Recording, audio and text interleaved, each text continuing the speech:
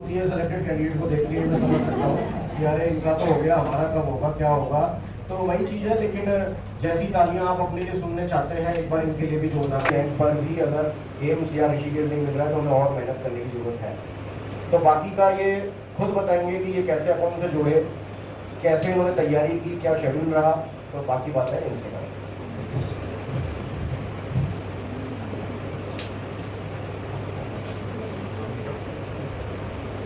Hello everyone, good afternoon.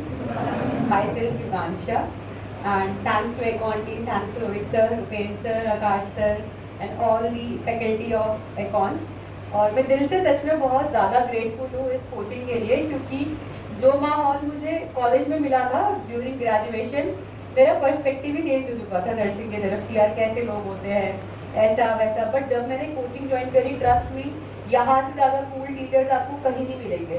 पढ़ाने में number 1 और डाउट्स क्लियर करने में नंबर 1, और आपको कुछ बातें शेयर करनी है, कुछ भी काउंसलिंग में चाहिए तो Upendra sir number 1, Rohit sir number 1, आकाश सर भी नंबर 1, सबका बहुत वेलकमिंग नेचर है।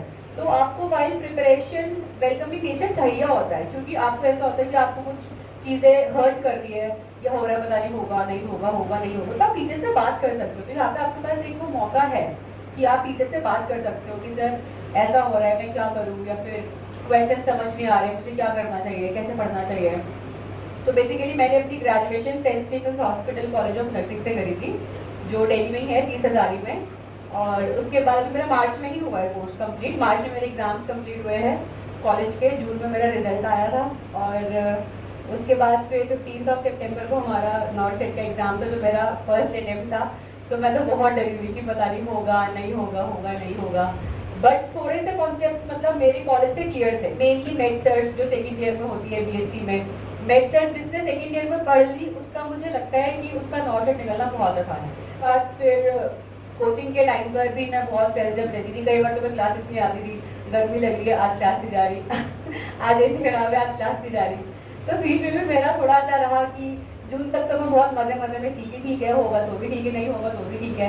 फिर कॉलेज का रिजल्ट आया जून में, 3 जून को। तो मैं कॉलेज के अपने मार्क्स देकर थोड़ी सी डिसअपॉइंटेड थी, क्योंकि तो फिर मेरे को मेरी मदर ने बोला कि हाँ कॉलेज में तो तुम बोल देते हो तो तुम्हारे साथ बायसनेस होती है, अब नॉर्थ साइड तो कोई नहीं करेगा तुम्हारे साथ बायसनेस, इसमें लाकर दिखाओ।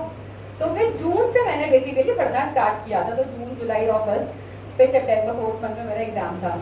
प्रीलिम्स मेरा जो इस बार का प्रीलिम्स आया था वो कंपैरेटिवली बहुत ईजी था। अगर आपके कॉन्सेप्ट स्ट्रॉन्ग है तो आप उसके क्वेश्चन सॉल्व कर सकते हो। उसके बाद आया मेंस।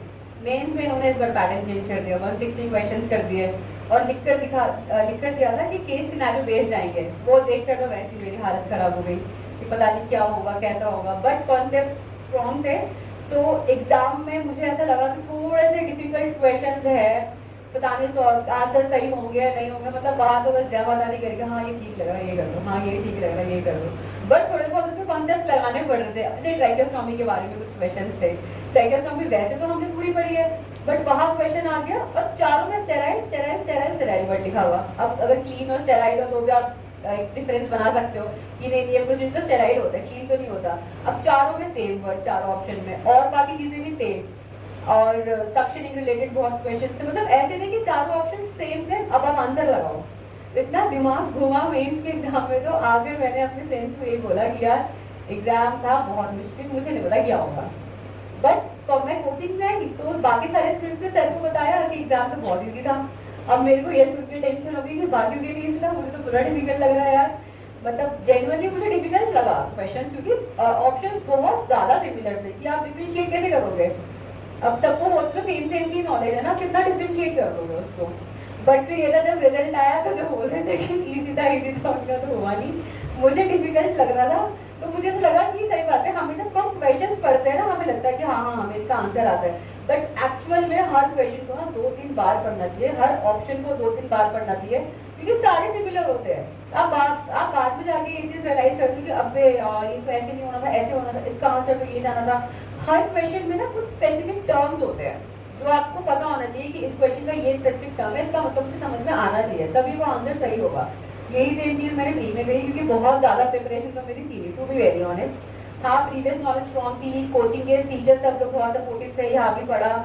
तो इसलिए हो गया, पी भी हो गया, मेन में हो गया, और उसके बाद जब रैंक आई तो मैं तो खुद शॉक थी। 387 से रैंक आ गई मेरी, मतलब इतनी कुछ प्रिपेयर थी नहीं। फिर एक उम्मीद लगी कि हाँ ठीक है दिल्ली मिल जाएगा, चलो मैक्स टू मैक्स दिल्ली नहीं तो ऋषिकेश तो मिल ही जाएगा। थर्ड चॉइस तो मैंने ऐसे मजे मजे में डाली थी कि रायबरेली डाल देते हैं, कौन सा थर्ड चॉइस मिल रहा है, मिलेगा तो फर्स्ट या सेकंड ही। और जब अलॉटमेंट आया हमने कहा ना फर्स्ट मिला ना सेकंड मिला, सीधा तीसरा रायबरेली। अब इतनी दूर कौन जाएगा, कि मैं तो कभी घर से दूर भी नहीं गई, कभी अकेले रही भी नहीं, अब इतना दूर जाना पड़ेगा। बट ये है कि एम्स इज एम्स खुद में एक बहुत बड़ा ब्रांड है कि अगर आपको किसी को बता रहा हो आप कहाँ जॉब करते हो, आप एम्स में जॉब करते हो, तो आपको दूसरे सवाल पूछेगा ही नहीं, तो सबको एम्स के बारे में पता है। एक बार को ऐसा हो सकता है कि कोई और हॉस्पिटल ना जानता हो, बट एम्स तो हर कोई जानता है। तो इसलिए एम्स पे चाहे आपको दिल्ली मिले, चाहे रायबरेली मिले, चाहे रायपुर मिले, कुछ भी मिले, एम्स इज एम्स। हाँ थोड़ा सा सैलरी का डिफरेंस होता है, 3-4 हज़ार का ही होता होगा मिनिमम या मैक्सिमम 3-4 हज़ार का ही, अदरवाइज एम्स इज एम्स। तो मैं सबको यही बोलूँगी कि क्वेश्चन जो आप करते हो, किसी को बुक्स के बारे में कुछ पूछना है, कुछ भैया कौन सी, वैसे तो Upendra sir, Rohit sir, Akash sir, Navneet sir, Divyansh sir सब बहुत अच्छे से गाइड करते हैं, हेमेंद्र सर, संदीप सर, है ना, सब लोग बहुत अच्छे से बताते हैं कि कौन सी बुक से कौन से क्वेश्चंस करने चाहिए, कब करने चाहिए, वो सब आपको उपेंद्र सर ने बता दिया होगा। किसी को और कुछ पूछना है उससे रिलेटेड, तो कोचिंग के साथ साथ अगर तुम्हें लगता है कि तुम्हें इंग्लिश अच्छे से आती है, तुम पढ़ सकते हो, समझ सकते हो, तो एनक्लेक्स की थ्योरी वैसे तो टाइम टेकिंग है, बट तुम्हारे कॉन्सेप्ट बिल्डअप कर देगी, क्योंकि क्वेश्चन तो वही आएगा जो तुमने कभी देखा नहीं होगा या तुमने कभी पढ़ा नहीं होगा, क्वेश्चन ऐसे ही आएगा, और उस क्वेश्चन का आंसर ढूंढना उससे भी ज़्यादा मुश्किल होगा। तो इसलिए अपने concept buildup, case scenario based question भी है ना, क्लिनिकल बेस्ड क्वेश्चन भी है शायद, वो भी बहुत इंपॉर्टेंट है, वो भी जरूर पढ़ना। और कोचिंग के नोट्स तो रोज पढ़ना, जो उपेंद्र सर ने बताया होगा कि डेली रिवाइज करना। मैंने ये गलती करी थी कि मैंने डेली रिवाइज नहीं करी, और एंड में मैं इतनी पैनिक होकर आई थी सर के पास कि सर मैंने नोट्स नहीं पढ़े, मैंने कुछ नहीं पढ़ा। सर ने बोला कोई बात नहीं, एक बार तो रीडिंग करो, करनी तो पड़ेगी। तो इसलिए ये गलती आप लोग मत करना, नोट्स डेली पढ़ना, क्वेश्चन जैसे जैसे सर ने बताया है वैसे वैसे पूरा फॉलो करना। और जो भी लोग अकाउंट में आए हैं ना, वो बेस्ट डिसीजन है उनकी लाइफ का कि आप लोग अकाउंट में आ गए हो ना, तो आपका सिलेक्शन होना ही है, क्योंकि आपको इतना पॉजिटिव एनवायरनमेंट मिलेगा, इतना पॉजिटिव माहौल मिलेगा कि आपका पढ़ने का नहीं भी बनना आप फिर भी पढ़ लोगे, आप फिर भी क्वेश्चन कर लोगे, साथ में सब पढ़ रहोगे तो एक थोड़ा सा रहता है कि यार फिर भी क्वेश्चन कर लिए, मैं भी करूँ। और रही बात नंबर ऑफ क्वेश्चन की, तो 300-350 क्वेश्चन तो मैं करती थी एक दिन के, जून के बाद से। जून से पहले मैंने कुछ नहीं करा, कभी रजिस्टर भी नहीं खोला, बट ये था कि ठीक है प्रीवियस नॉलेज मेरी इतनी स्ट्रॉन्ग थी कि मुझे जून तक रजिस्टर खोलने की जरूरत नहीं पड़ी कि मैं अभी से लंबी शुरू हो जाऊँ। बट हाँ मुझे ये बात तो थोड़ा सा रिग्रेट हुआ कि जो रैंक अभी 387 आई है वो अंडर 100 भी आ सकती थी, कि अगर मैं स्टार्टिंग से ही अपनी तैयारी शुरू करती। तो अगर आप लोगों का बैच अभी स्टार्ट हुआ है तो मेरी ऐसी गलती तो मत करना। नोट्स एवरीडे रिवाइज करना, टारगेट हाईक्यू क्वेश्चंस एवरीडे करना। एनक्लेक्स का सर ने बताया होगा, सर इंट्रोड्यूस करवाते हैं कुछ टाइम बाद इंट्रोड्यूस करवाते हैं टारगेट हाईक्यू, तो अकॉर्डिंगली वो फॉलो करते रहो। किसी को एक्स्ट्रा पढ़ना है तो एनक्लेक्स की थ्योरी से एक बार मतलब रीडिंग कर सकते हो, जैसे न्यूज़पेपर रीडिंग होती है। मैं ये नहीं कह रही कि उसको पढ़ो और समझो याद करो, नहीं समझ में आ रहा तो एंग्शियस हो जाओ, ऐसा नहीं कह रही, बस इतना बोल रही हूँ कि एक बार उसको रीड जरूर करो as a newspaper, as a general knowledge. 10 में से 5 चीज़ें समझ में आएगी, ठीक है 5 नहीं आई तो क्या हो गया, 5 तो आ रही ना, एटलीस्ट वहाँ तुम्हारा कॉन्फिडेंस भी बिल्डअप होगा कि हाँ मैंने ये बुक पढ़ी है, मैंने इतने क्योंकि एनक्लेक्स के जो कॉन्सेप्ट है ना वो बहुत बढ़िया है। मैं बता रही हूँ, मैंने सेकंड ईयर से पढ़नी शुरू करी थी एनक्लेक्स, मेरा सुधार को मैंने सेकंड ईयर में पढ़ ली थी, पता नहीं क्यों उस टाइम में मेरा मेड सेट में बहुत ज़्यादा इंटरेस्ट डेवलप हो गया था।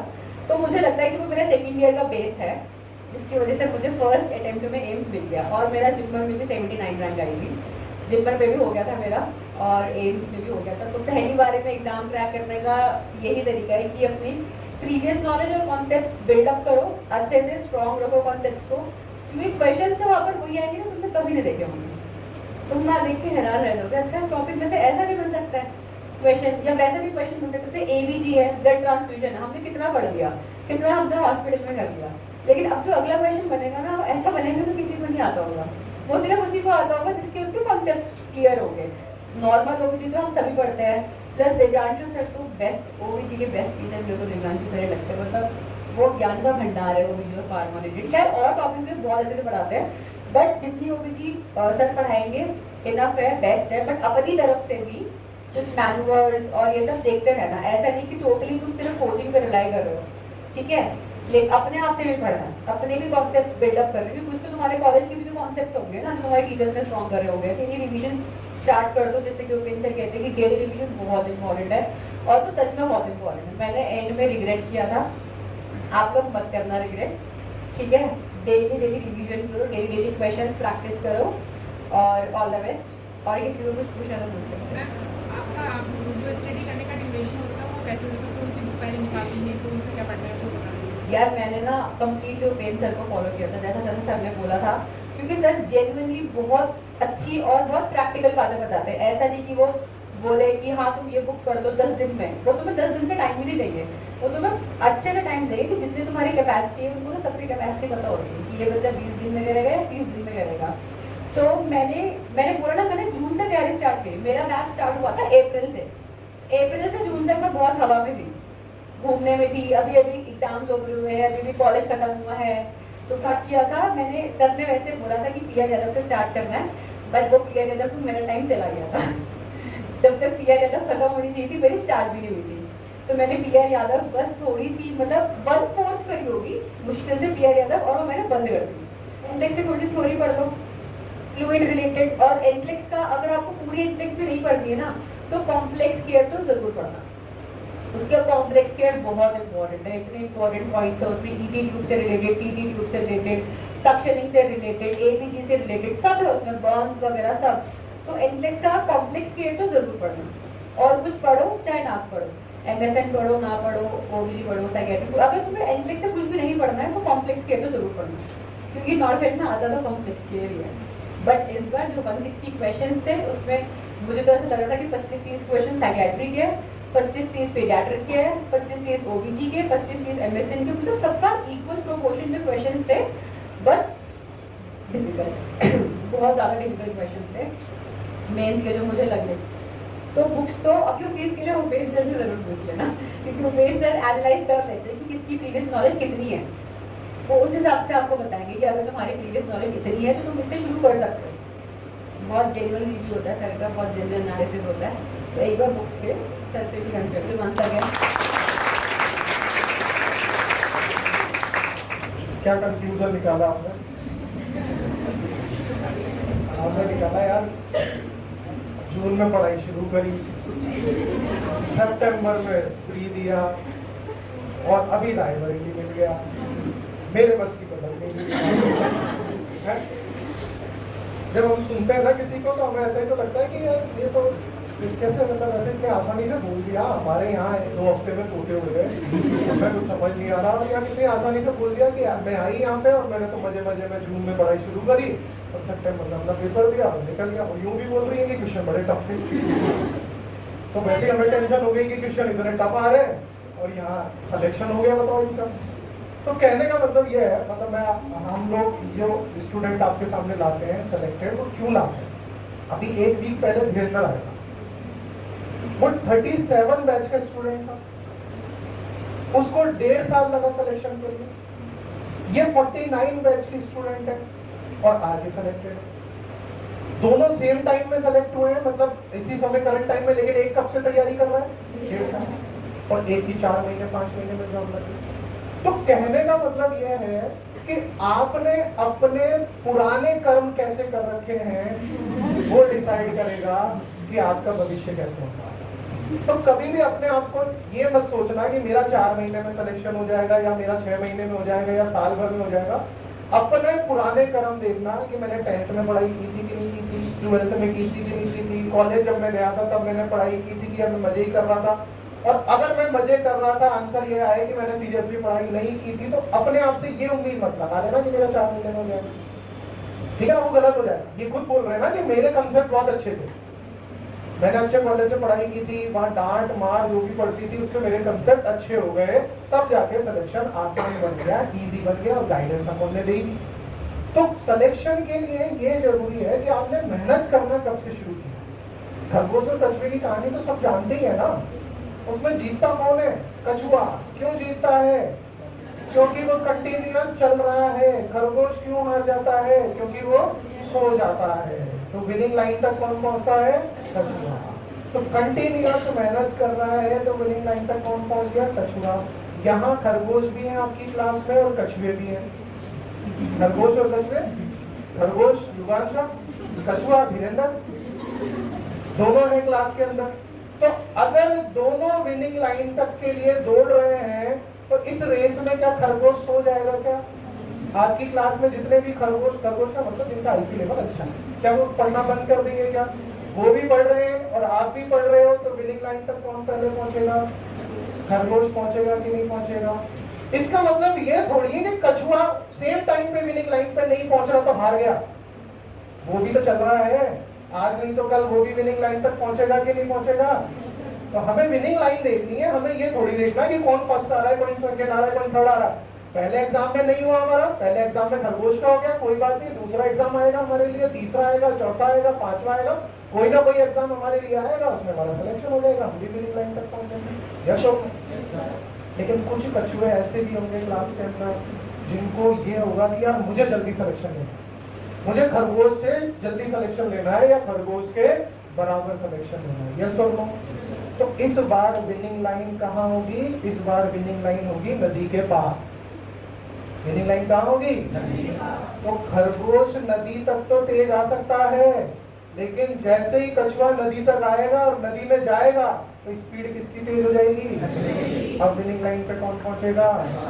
इसका मतलब जिसका आईक्यू लेवल, जिसको लगता है मैंने पहले पढ़ाई नहीं की, मैंने कम मेहनत की है, वो अगर सर्कमस्टांसेस को अपने अकॉर्डिंग बना ले, अपने आसपास के एनवायरनमेंट को अपने अकॉर्डिंग बना ले, अपने एक एक मिनट का हिसाब रखे कि मैं कहाँ फालतू खर्च कर रहा हूँ, तो वो भी डेफिनेटली जल्दी सेलेक्ट हो सकता है। अगर आप ये सोच लें कि यार सर मुझसे बोल रहे हैं कि 6 से 7 घंटे की सेल्फ स्टडी होनी चाहिए, लेकिन मेरे पास 6 घंटे की कोचिंग और 6 घंटे अगर मैं सोने में निकाल दूं तो 12 घंटे मेरे पास बचते हैं, उसमें से मैं 2 घंटे भी अपने डेली रूटीन के काम निकाल दूं तो 10 घंटे बचते हैं। सर ने मुझसे 6 घंटे के लिए पढ़ने के लिए बोला है, क्यों ना मैं 10 घंटे पढ़ाई करूँ?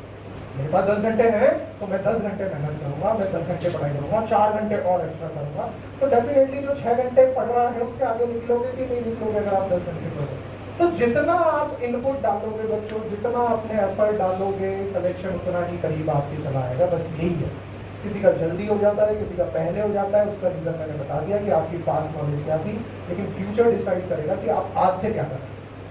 आपने आज से जो तय किया है, अगर पढ़ना तय किया है, आज से रेगुलर मेहनत करते चले जाओ, अगले 6 महीने, 8 महीने, 9 महीने, 10 महीने बाद आपका भी सिलेक्शन किसी ना किसी एग्जाम में हो जाएगा और आप भी यहाँ आकर अपनी सक्सेस स्टोरी के बारे में सुना रहे हैं। तो शर्त एक ही है, कंटिन्यूअस मेहनत। क्योंकि हर टॉपर या हर सेलेक्टेड कैंडिडेट का जब भी आप इंटरव्यू पढ़ते हो अखबार में या सुनते हो टीवी पे, तो सब में एक लाइन मुझे जो कॉमन मिलती है वो मिलती है, मैं नियमित या लगातार मेहनत कर रहा था, पढ़ रहा था के आगे जो लगातार वर्ड है ना, ये सबसे इम्पोर्टेंट। आप हो सकता है 1 महीने पढ़ सकते हो, 2 महीने पढ़ सकते हो, लगातार जब तक सिलेक्शन ना हो तब तक पढ़ना, ये इंपॉर्टेंट बात है। जो लगातार मेहनत करता है उसका सिलेक्शन होना ही है, ये तय है। क्लियर है बच्चों? चलो ट्रॉफी जो मैंने बताया था लास्ट क्लास में कि ट्रॉफी विनर को मिलती है, यहाँ पे युगांशा ने ये ट्रॉफी हमसे ली है तो उनको मिलती है। Thank you.